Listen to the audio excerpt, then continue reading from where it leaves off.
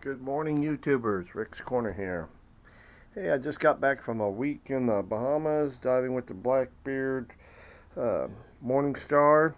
It's a nice liveaboard. It's exceptionally priced and an absolute blast. And if you're a diver, I think it's a dive trip that you'll never forget. But the purpose of the video today is to kind of give you a little bit of overview of how I packed for the trip, what I now know, because this was my first liveaboard, what not to bring. So let's go through this real quick and we'll make these couple of short videos, okay? So this is my dive bag, and obviously in my dive bag I have all the standard stuff that you're going to need. So I got my BCD, which is the BioLite Travel. That I brought a 3mm short sleeve, didn't use it, could have saved it here.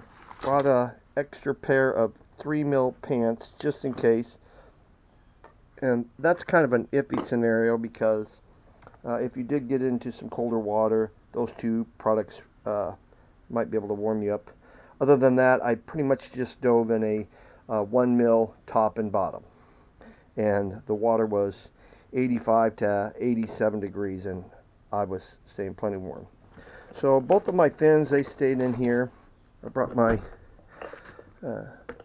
regular swim fins, but I also brought my free diving fins.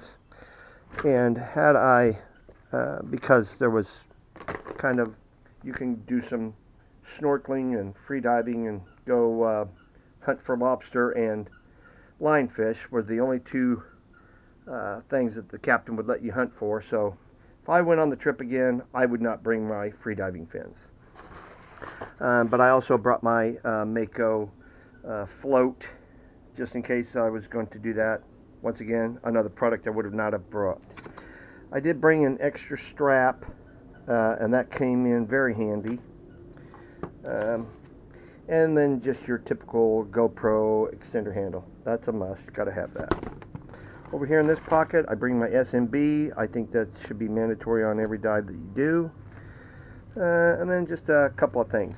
Now, I, on occasion, dive with either 10 or 11 pounds in my 1mm suit. So what I did was, I bought a 1-pound bag of shot, and then divided it up to create 2 half-pounders, so they could fit in my trim weight packages in the back. But for the most part, I was just able to dive with the 10 pounds, had no problem. I did bring my free diving belt. Once again, another product I would not take. You're going to need a few of these to hang your gear up, let it dry out in between dives, and your stuff overnight. I always bring a little bit of lube and silicone base for any O-rings that I might have issues with. This is my regulator set.